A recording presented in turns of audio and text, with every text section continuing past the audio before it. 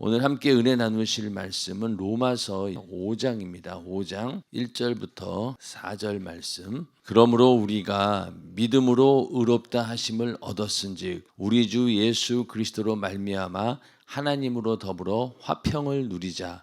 또한 그로 말미암아 우리가 믿음으로 서 있는 이 은혜에 들어감을 얻었으며 하나님의 영광을 바라고 즐거워하느니라.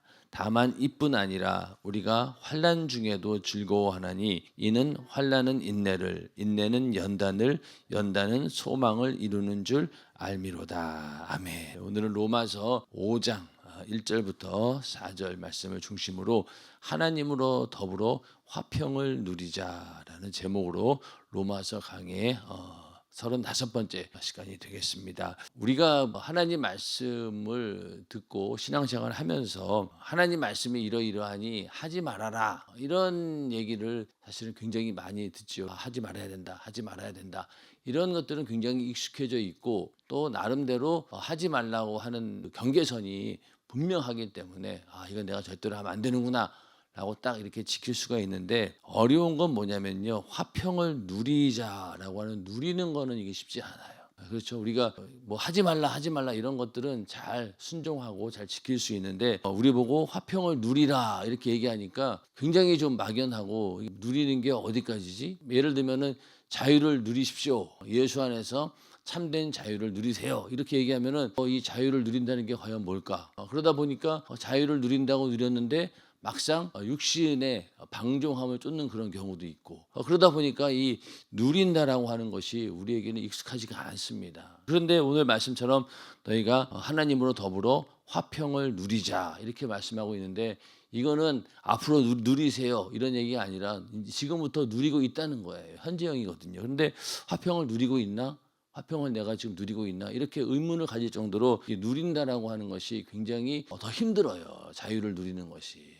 그래서 항상 자유에는 책임이 따르기도 하고 뭔가 자기가 철저하게 그런 관리를 해야 되는 것이죠. 고등학교 졸업을 하고 대학교 들어갔을 때 제일 자유롭게 느껴졌던 게 수업 시간이잖아요. 고등학교 때는 그냥 빡빡하게 아침부터 그냥 1교시부터 9교시까지 막 계속 수업을 받았는데, 그럴 때 갔더니만 중간에 빈 공강 시간이 있는 거예요. 이게 그러니까 막 얼마나 이게 기분이 좋은지, 이 시간 동안에 막 친구들하고 같이 얘기도 하고 여유를 갖고 있는 그 자유를 누리는 게 너무너무 좋았어요. 근데 대학이라고 하는 것이 그렇잖아요. 일단 들어갔는데 들어가서 공부를 하려고 하니 고등학교 때와는 다르고, 그만큼 자유가 주어지면은 또 책임도 있어야 되고 그걸 내가 관리를 잘 해야 됩니다. 또 직장 다니시던 분이 사업하게 되면은요, 처음에 시간이 막 엄청나게 자유롭게 느껴집니다. 그런데 시간이 지나면 지날수록 어떻습니까? 그 시간이 그냥 자유로 주어진 시간이 아니죠.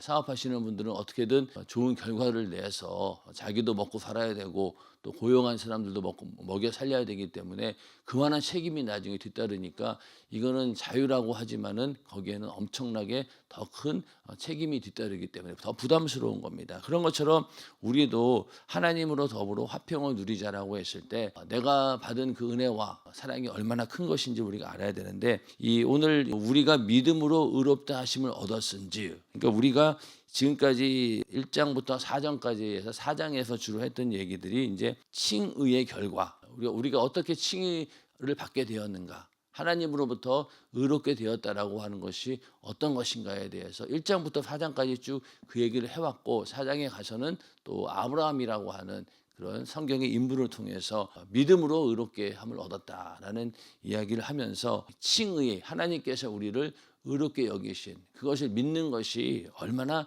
대단한 것인지, 그것은 율법 그 이상이고 또 뭐 할례와 같은 것과는 비교할 수 없을 만큼 우리가 믿음으로 의로워졌다라고 하는 것이 하나님께서 주신 큰 복이다. 결국 그러한 칭의의 결과로 우리에게 어떤 축복이 있느냐에 대해서 5장부터는 또 말씀을 하고 있는데, 하나님과의 화평이 먼저 있고요. 그리고 하나님께서 우리에게 소망을 주시고 또 우리에게 즐거움을 주신다라고 이렇게 오늘 성경은 말씀을 하고 있습니다. 자, 1절에 보면은 그러므로 우리가 믿음으로 의롭다 하심을 얻었은즉 우리 주 예수 그리스도로 말미암아 하나님으로 더불어 화평을 누리자 이렇게 말씀을 하고 있는데, 칭의라고 하는 것, 하나님께서 우리를 의롭게 여기심으로 말미암아 성도들이 하나님의 은혜를 누리게 되는 그런 축복의 삶을 살게 된다는 거예요.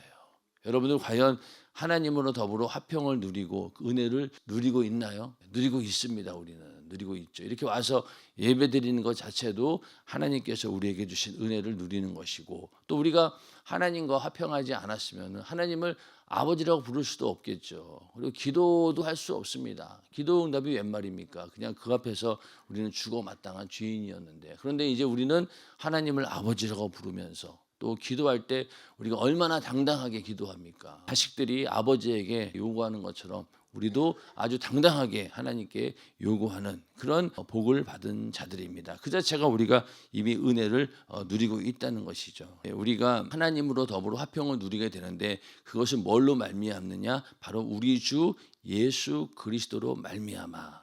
그러니까 예수 그리스도의 어떤 중보 사역, 내 죄를 대신 담당하시고 하나님과 끊어진 그 관계를 회복하기 위해서 예수님께서 대신 희생물이 되어서 이 땅에 오셨죠. 그리고 자기 자신이 제물이 되셨고, 또 자기 자신이 대제사장이 되어서 그 제사를 치르는 그런 대속의 사역을, 우리의 죄를 대신 속해주는 그 사역을 했기 때문에 우리가 하나님으로 더불어 화평을 누릴 수 있는 것입니다. 그래서 예수님께서 성탄하자마자 어떤 말씀을 했습니까? 지극히 높은 곳에서는 하나님께 영광이요, 땅에서는 기뻐하심을 입은 사람들 중에 평화로다 하니라. 이게 예수님께서 성탄하심으로 인해서 하나님과 인간 사이에 화평이 이루어졌고, 그것을 우리는 또 평화라고 얘기를 합니다. 그래서 이렇게 예수로 인하여서 우리가 하나님으로 더불어 화평을 누릴 수 있는 길이 활짝 열리게 된 것이죠. 그리고 이 화평이라고 하는 것은요, 구약의 샬롬이라고 하는 말에 해당합니다. 그리고 샬롬이라고 하는 것은 단순히 분쟁이 없는 상태나 심적인 평안, 이 정도로 의미하는 것이 아니라 바로 보상, 회복, 이런 의미까지도 다 내포하고 있다는 거예요. 그래서 빚진 상태를 청산하고 상호 간의 긴장 관계를 해소하여 본래 상태로 돌아가는 것, 이런 의미를 가지고 있는 겁니다. 반드시 이 빚을 졌다라고 하면 청산해야 된다는 거죠. 그러니까 깔끔하게 모든 문제가 해결되어야지 우리는 샬롬이라고 얘기할 수 있다는 겁니다. 하나님과의 관계 속에서 우리가 빚진 상태, 죄로 인해서 우리는 영원한 지옥의 형벌을 받아 마땅한 자고, 죄값을 반드시 치러야 되는 그런 빚진 자였고, 또 긴장 관계는 긴장 관계라는 말은 좀 너무 양호한 거고, 진노의 자식, 하나님의 진노와 심판을 마땅히 받아야 되는 그런 자라고 했죠. 우리 앞서도 화목에 대한 얘기를 하면서 이 얘기를 했을 거예요. 하나님의 진노와 심판을 모르고는 하나님과 화평, 화목에 대해서 이해할 수 없다. 화목이라고 하는 것은 서로 이러한 긴장 관계, 뭔가 갈등의 관계가 있어야 되는 건데, 그거를 인식할 때 우리가 먼저는 하나님께서 내 죄로 인해서 내가 진노를 받아야 되고 또 심판을 받아야 마땅한 자였다라는 것을 알아야지만이 화목이 얼마나 중요하고, 그 일을 위해서 하나님의 아들이 대신 죽었다라고 하는 사실까지도 우리가 은혜로 받아들일 수 있는 것이죠. 하나님의 진노와 심판이 반드시 있어야 되는데, 그것을 하나님의 아들 예수 그리스도께서 그 진노와 심판을 대신 다 받아주신 거예요. 그렇게 해서 우리가 하나님과 화평, 평화를 누리게 되었다는 겁니다. 그런데 여기서 평화를 누리자 이렇게 얘기한 것이 아니라 어떻습니까? 화평을 누리도다. 누리자, 이게 누리자라고 하는 말이 이 권위형이 아니라 이게 원래는 화평을 누리도다, 이런 말이에요. 이미 우리가 누리고 있어야 되는 거예요. 자, 예수 믿고 우리가 하나님으로 더불어 화평을 우리는 그 순간부터 이미 누리고 있는 겁니다. 인정하시면 아멘 하시기 바랍니다. 우리가 예수 믿고 나서부터 이러한 화평을 누리기 때문에 우리 기도할 때 예수의 이름으로 기도하는 것이고, 이런 화평이 있기 때문에 하나님의 진노가 아닌 하나님의 사랑을 받는 그런 존재가 된 것이죠. 그래서 우리는 화평을 누립시다, 누려야 됩니다, 이런 게 아니라 이 원문을 봤을 때는 화평을 누리도다. 이미 결과론적으로 우리가 누리고 있어야 된다는 겁니다. 예수로 말미암아 하나님으로 더불어 화평을 누리는 우리 모두가 되기를 주님의 이름으로 축원합니다. 이게 다 어디에서 온 거냐? 우리가 믿음으로 의롭다 하심을 얻었은즉, 이 칭의, 하나님께서 우리를 의롭게 여기셨다는 그 은혜로 인해서 우리가 하나님으로 더불어 화평을 누릴 수 있게 되었다. 첫 번째 축복은 그것이었고, 두 번째는 뭡니까? 2절에 가서 또한 그로 말미암아 우리가 믿음으로 서 있는 이 은혜에 들어감을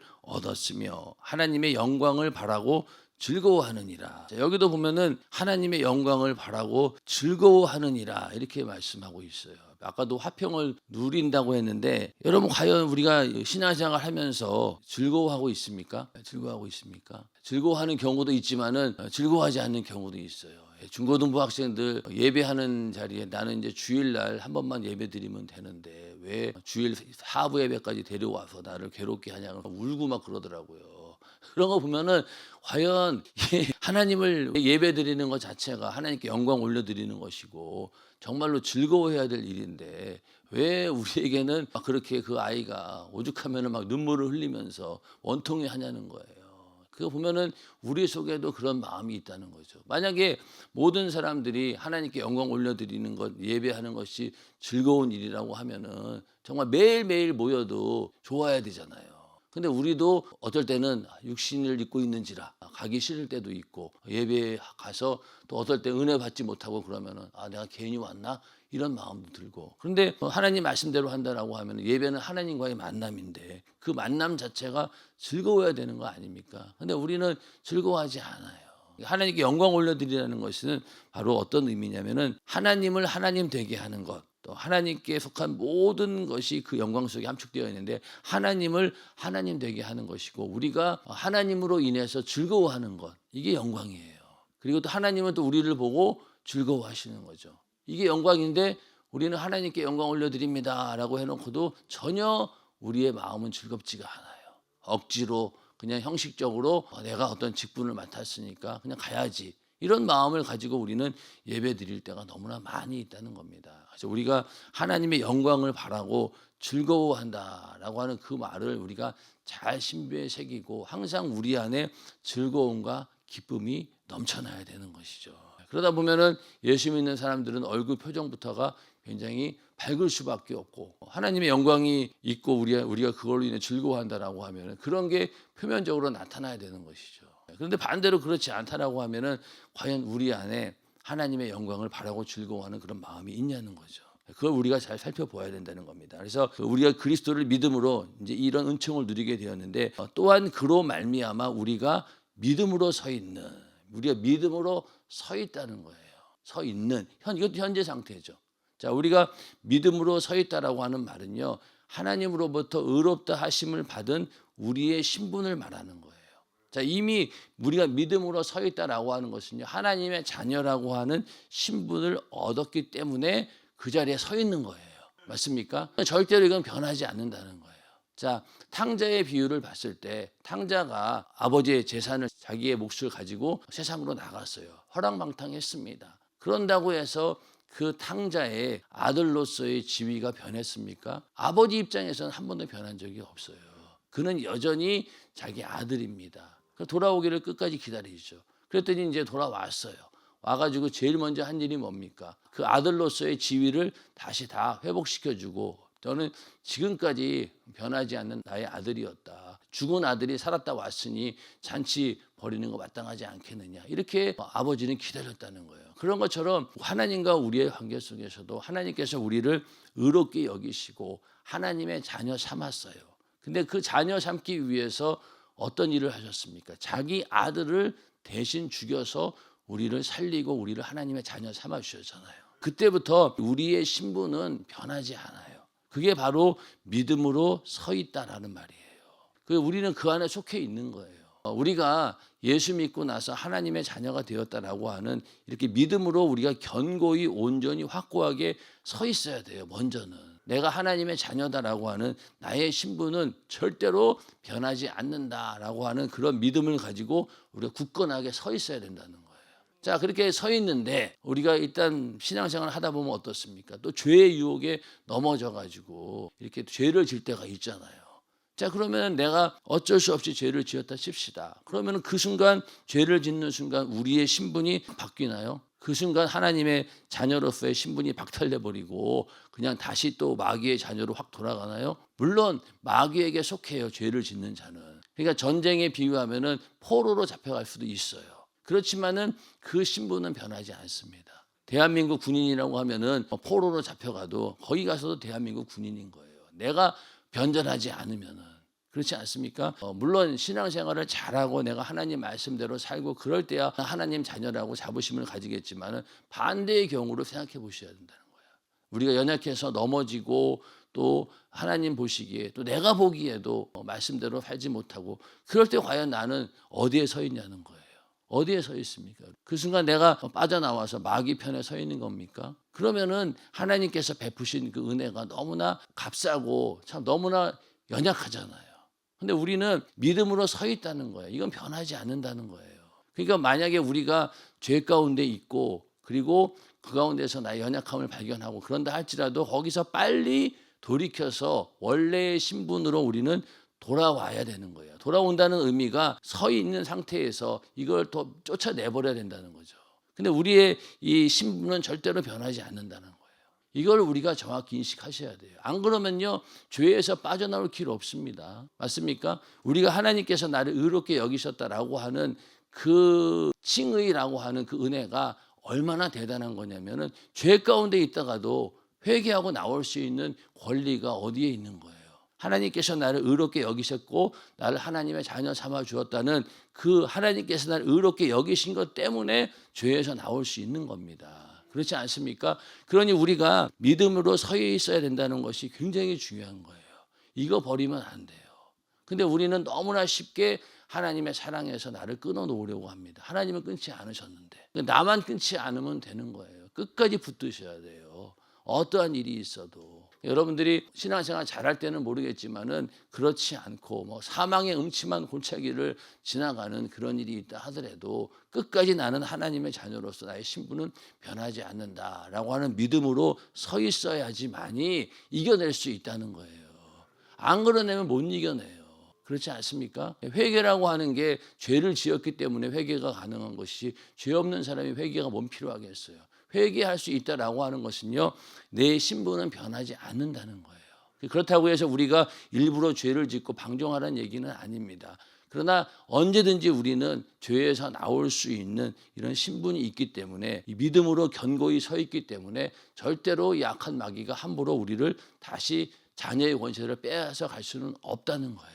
우리에게 치명적으로 상처는 줄 수 있어요. 우리를 시험에 들게 할 수도 있고 병을 가져와서 죽일 수도 있어요. 목숨까지도 뭐 죽일 수 있습니다. 그러나 그런다 하더라도 하나님의 자녀로서의 우리 신분은 절대로 변하지 않는 겁니다. 이거를 확실하게 우리가 끝까지 믿음으로 붙드셔야 돼요. 그런데 조금만 내가 연약하고 실수하고 그랬다고 해서 이제 나는 하나님의 자녀가 아니야. 나는 지옥 가야 돼. 이런 식으로 입버릇처럼 얘기해버리면요, 정말 그렇게 돼요. 우리가 부족하고 연약하지만은 그게 일부러 겸손한 척한다고 그런 얘기하면 안 되는 거죠. 두려웠고 떨리는 마음으로 우리가 구원을 이루는 건 맞지만은 그러나 그런 거를 막 그냥 입에 달고 다니는 사람들이 있어요. 이러다 지옥 가. 그러면은 정말로 우리가 이 땅에 살면서 하나님의 자녀로서 하나님의 영광을 바라고 즐거워하느냐 이거죠.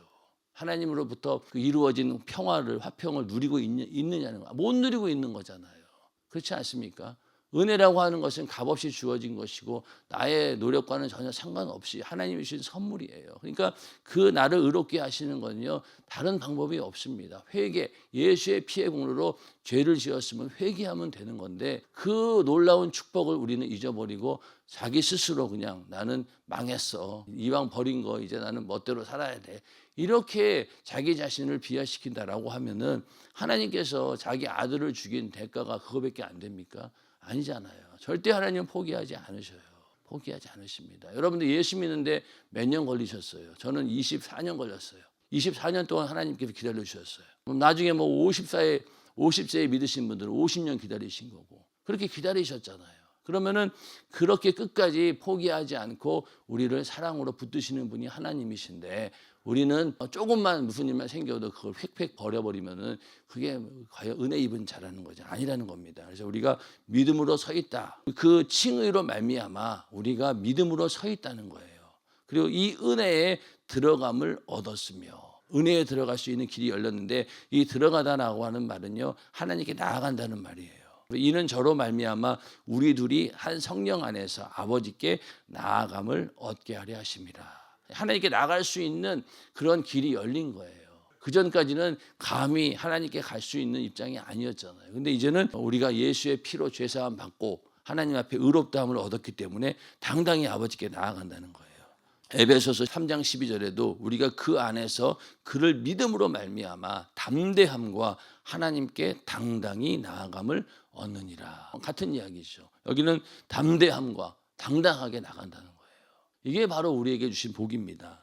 그래서 이 하나님의 영광이라고 하는 것은요 성도가 하나님의 자녀가 될 때 부여받는 영광을 말하는 것이고, 즐거워한다라는 것은 영광스럽게 여기다 자랑하다 그런 뜻인데, 하나님을 하나님 되게 하는 것, 영광 이거죠. 그래서 우리 인간이 사는 목적이 뭡니까? 하나님의 영광을 위해 사는 거예요. 그거는 하나님을 하나님 되게 하는 것. 그러니까 하나님으로 내가 즐거워하고 또 하나님은 나로 인해서 즐거워하는 것. 이게 바로 영광입니다. 근데 우리는 과연 그런 삶을 살고 있느냐는 거죠. 내 안에 그런 엄청난 하나님의 영광의 빛이 내 안에 있는데, 그런데 얼굴 표정에는 항상 죄로 찌들어 있고 죄에 대한 두려움으로 찌들어 있고, 그러니까 율법 아래에 있는 자들이 저주 아래에 있다라고 하는 말이 뭡니까? 자기의 죄는 발견했지만은 그 죄를 해결해 주신 하나님의 은혜는 그만큼 내가 누리지 못하고 있다는 거예요. 율법주의자들은 바로 그런 자들이에요. 그러니까 불행하죠. 항상 그리고 어둡습니다. 그걸 떨쳐내야 되는 거예요. 우리는 다 마찬가지예요. 율법을 완벽하게 지킬 수 없는 자고 하나님 말씀대로 살 수 없는 존재입니다. 그런데 우리는 은혜 입은 자이기 때문에 하나님께 담대히 나아갈 수 있고 또 우리가 즐거워할 수 있는 거예요. 이걸 누리라는 거예요. 근데 이걸 못 누려요. 못 누려.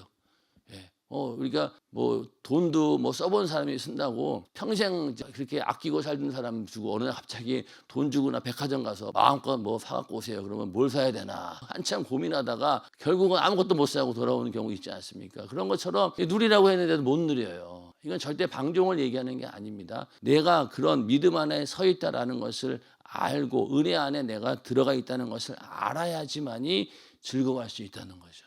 그러한 믿음을 주기 위해서 사도 바울은 로마서를 통해서 계속 얘기하고 있는 겁니다. 믿음으로 의로워졌다. 만약 율법 아래에 있다라고 하면 누릴 수 없죠. 즐거워할 수 없습니다. 항상 두렵죠. 말씀 앞에 항상 난 정죄를 받으니까. 근데 우리는 율법을 벗어난 자들이기 때문에 율법이 아무리 우리를 죄로 정죄해도 우리는 언제든지 예수의 피의 공로 의지해서 나올 수 있는 길이 있기 때문에 우리는 그래서 즐거워하고 화평을 마음껏 누릴 수 있는 자들입니다. 우리가 예수 안에서 또 성령 안에서 하나님께서 주시는 평화와 또 그리고 즐거움을 항상 우리 안에 넘쳐나게서 그것을 즐기고 누리는 우리 모두가 되기를 주님의 이름으로 축원합니다. 그러니까 우리가 이런 하나님의 주신 이런 신령한 자유를 함부로 남용할까 봐 그래서 성령을 보내주신 거예요.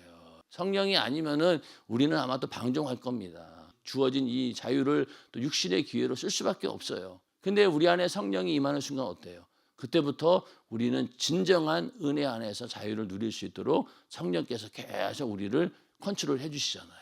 그래서 성령 충만함이 중요하다는 겁니다. 우리가 영광을 바라고 즐거워하는 것, 이것이 또 칭의로 인한 복이고, 자, 그 다음에 3절 4절에 가면은 다만 이뿐 아니라 우리가 환난 중에도 즐거워하나니 이는 환난은 인내를, 인내는 연단을, 연단은 소망을 이루는 줄 알미로다. 그러니까 환난 중에도 즐거워할 수 있는 이유가 있다는 거죠. 자, 이거는 뭡니까? 인생 살면서 아무리 예수 잘 믿는다고 해도 좋은 일만 있습니까? 환난이 와요. 그런데 중요한 건 뭐냐? 우리가 하나님으로부터 의로움을 먹고 하나님의 자녀로 이렇게 거듭났어요. 그러면 그때부터 이 환난조차도, 고난조차도 우리에게는 즐거움이 된다는 거예요. 왜냐하면 이 환난을 통해서 인내라고 하는 하나님의 주시는 그런 성품을 갖게 되고, 또 그 인내가 길어지면 길어질수록 우리를 연단시키고, 그 연단은 또 뭘 만들어내냐? 소망을 만들어내는 거예요. 자, 우리가 시험 당하고 환난을 겪고 그런 과정에 있으면 뭐만 바라봅니까? 소망이 어디에 있어요? 천국 소망밖에 없어요. 과거에 우리나라 못 살고 가난할 때 어땠어요? 이 땅에는 아무 소망이 없으니까 오직 천국에만 소망이 있었던 거예요. 자, 지금 내가 암병 걸려서 죽게 생겼습니다. 그러면 이 땅에서 아무리 맛있는 거 좋은 거 누리는 거 그게 소망이겠어요? 아니잖아요. 예수를 안다라고 하면은 예수 믿고 구원받는 거 이거밖에는 소망이 없는 거죠. 그러니까 우리가 환난을 당하고 또 연단을 당하고 그럴 때마다 우리 안에 있는 소망은 점점점 커질 수밖에 없는 겁니다. 그래서 우리가 고난 당하고 또 어려운 일을 당할 때 오히려 내 영혼은 더 하나님께 가까이 가게 되고 소망이 이 땅에 있는 것이 아니라 천국을 향한 소망이 넘쳐날 수밖에 없다는 거예요. 그러니까 우리에게 주어진 환난조차도 우리는 결국은 즐거워할 수밖에 없다. 그 뒤에 엄청난 영적인 유익들이 있기 때문에 그래서 환난 중에도 즐거워할 수 있는 이유는 우리가 이러한 환난을 참아낼 수 있는 힘을 주시기 때문이다. 이 부분에 대해서는 또 내일 함께 또 은혜를 나누도록 하겠습니다.